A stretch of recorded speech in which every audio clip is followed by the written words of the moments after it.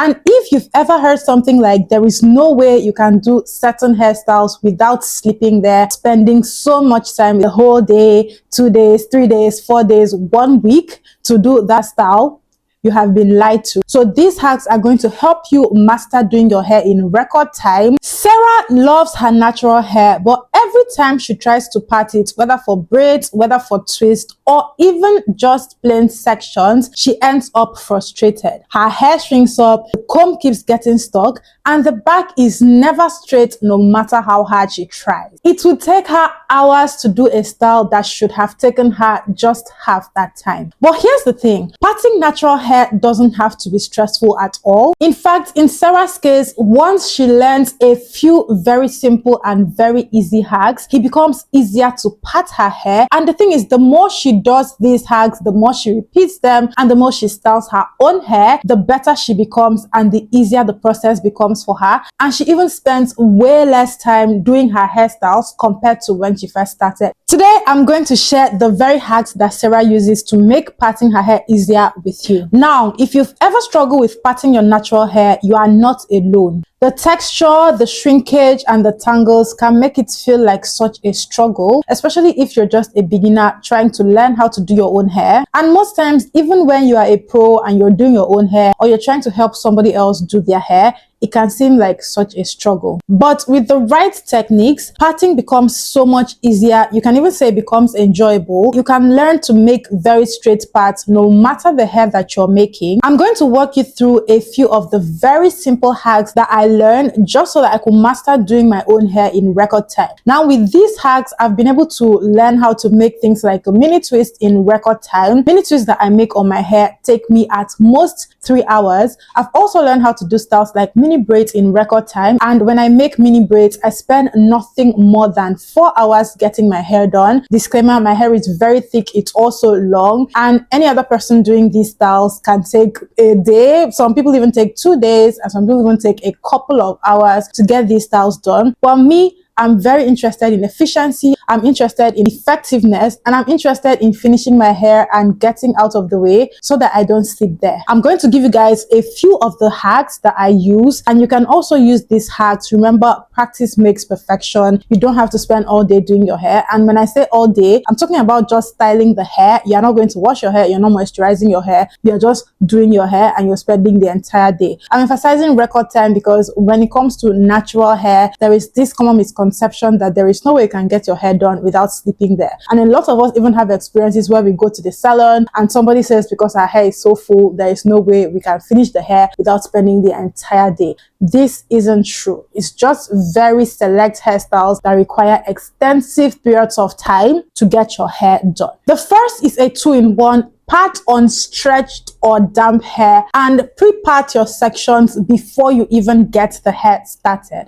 Parting on stretched hair is way easier because the hair is already properly detangled. You have taken away the stress of having to detangle while you part the hair at the same time. And you've also taken away the stress of having to deal with being tender-headed from detangling the hair and then still parting at the same time. Parting can be a struggle and it can also be difficult if your hair is tangled because separating hair can be painful. So if you have to part an entire head of tangled hair, that's just more pain and you don't have to deal with that. What you want to do is you can take care of the prepping of the hair before you have to part and style your hair. I usually advise split your hair care days into 2 so you don't have to wash the entire hair, deep condition, moisturize, and then part and style on the same day. So on the day that you're going to be parting and styling your hair, what you're going to do is you can use very low heat to straighten your hair or stretch your hair or loosen up your hair a little bit. This is going to make it so much easier for you to part, for you to see your scalp, and for you to make very clean parts. Now, let me point out, when I make these loose sections, the hair is also parted using a comb. I don't freestyle the parts. I use a comb to section the hair. So you can do this. Or if the day you're going to be styling and parting your hair, you need a little moisture, just spray your hair with water very lightly and then proceed with your parting. Use the right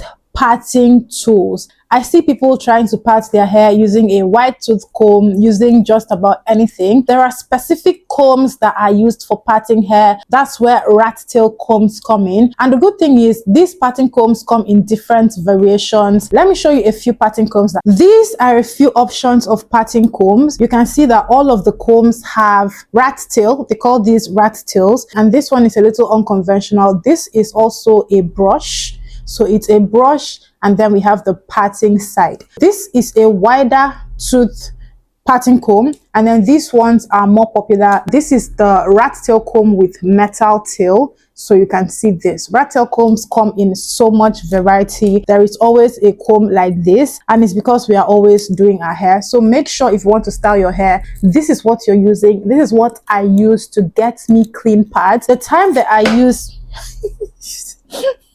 The time that I use a comb like this is when I don't want to stress using this, and when I could care less whether the parts come out clean or not. Now I'm going to give you guys one very particular hack, which is not even in my notes. When I part my hair, I don't even bother about the back. I just bother about the front. So if I make sure that the front of the hair is clean, then the back can come out looking, back may not be as straight and as clean as the front.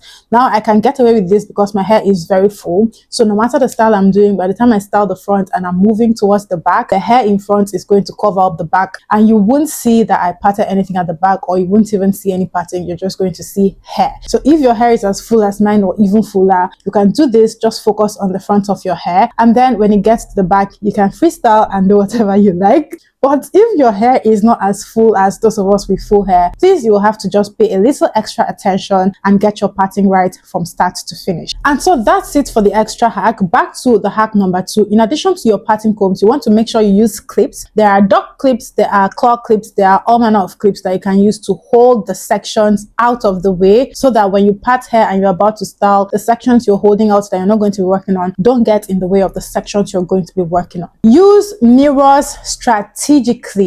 Some of us are OGs and we really don't need mirrors to work on our own hair. Someone like me, I work with just one mirror. This is the mirror I use to see the back of my head. I know it's very small, but this is what I use. And the reason I use this is because I don't really need to see all that is happening. Like I said, I don't really focus on the back. I just use this just to make sure that I'm at least moving in the right direction. And also, I've been doing my hair so long. I started doing my own hair in 2016. That would mean that by next year, I would have been doing my own hair for 10 years. I have done my hair by myself more than I have had visits to the salon to get my hair done. That means I save so much money, I save so much time, and I have enough time to master skill and master technique. You will need time to practice. Just allow yourself the room to practice as you need. And now for your mirror placement, let me say I have 3 mirrors. If you can have up to 4 mirrors, that's fine. But there is one mirror here I'm using to look at myself. So if I'm going to be styling my own hair, I'm going to have one mirror here. This is one, and then I'm going to have this second one to see this side. So this is for this side, this is for this side. There will be a mirror in front of me so I can see the front, and then there'll be a mirror at the back so that I can see the reflection in front and behind. So that's 4 mirrors. So we'll have 2 on each side, 1 in front and 1 at the back. That is how you can use mirrors strategically to help you get the most of your parting, to make sure that you're not spending too much time parting. It is also going to help for you to have a brightly lit environment where you stay to get your hair parted. The parting is actually the most important part of getting any hairstyle done, because if you can part your hair cleanly, if you have the skill to do whatever hairstyle you're going for, the hairstyle is going to come out looking flawless or almost flawless. And you should aim for flawless so that when you step up, people ask you if you went to the salon to get this done. There is another technique that I saw. Someone connected her phone to her television so that when she opened up her camera app, she could see the camera that she opened on the television, and she starts backing the TV but looking into the phone. So she's looking into her phone, but what she's looking into is the back of her head, which she can see on the television because she's backing the television. I think that's what she did. So yes, you can use mirrors, or you can use your phone, or if there are apps, you should definitely explore those. Condition your hair before you part or while parting. This is going to take away you needing to condition your hair after you part before you get the style done. What I mean is, if you're going to prep your hair the day before you do your protective style and the day before you part, you are going to have washed your hair, conditioned, deep conditioned, and moisturized. So when you moisturize, you want to make sure you do it properly at once, so that when it's time to do your hair, you know you're just going to get right into parting your hair and then doing your protective style. When you do this, you realize that when it's time to do your hairstyle, you're literally spending half the time or a quarter of the time you would have spent if you were going to be doing everything at once. This is going to help to reduce friction and breakage when you are getting your hair done. It's also going to help to nourish your scalp and reduce freezing and tangles when you're getting the hair done. And like I said, it's an extra step taken away from the process of making the hairstyle. So when you get to doing the hairstyle, you just start from beginning to the end and you're moving seamlessly. Start with your fingers to map out how you want the sections to be before you go in with your parting comb. For example, if I want to part my hair into 2 sections, one on each side, I can use my fingers and just separate the hair into 2. This way, I can tell that the hair is going to be equal, and then I'll go in with my comb and I part the hair precisely to get a smoother finish. So the fingers are going to help you separate the hair, and the comb is going to help you get the cleanest parts that you can get. For most styles, small imperfections don't show. I'll use an example. For mini twist, one of the top ways that I get my mini twist done in 2 hours, I don't spend time parting. There is a way that I do my hair. I usually part my hair into 4 for the mini twist. So it can be 1, 2, 3, 4. Or if I'm trying to hide the fact that I made big parts down my hair, I can just make a zigzag, but I always make sure that the sections are 4. When I part my hair into 4, I now part the main line of hair or the row I'm going to be parting my mini twist out of. And I just use my hands and section out the mini twist and I twist as fast as I can. More about the technique. If you cannot get your twist done by the fast method, you will have to just take your time and get it done slowly until you can learn how to speed up. But I also twist very fast, and twisting very fast helps me save time. I need to point out that it also helps that my hair is not too long. So there are some things you will need to consider: the length of your hair, the volume of your hair. Then you can now work on your speed, on your technique, and on mastering parting. But once you master parting, the rest of it is going to come easy. So you need to make sure you focus on functional part. It doesn't have to be so aesthetic. You don't need magazine precision. You don't need very specific, very precise, very clean. If you're just starting, just focus on making sure you can even part the hair. Focus on the front. Like I said, the back will figure itself out.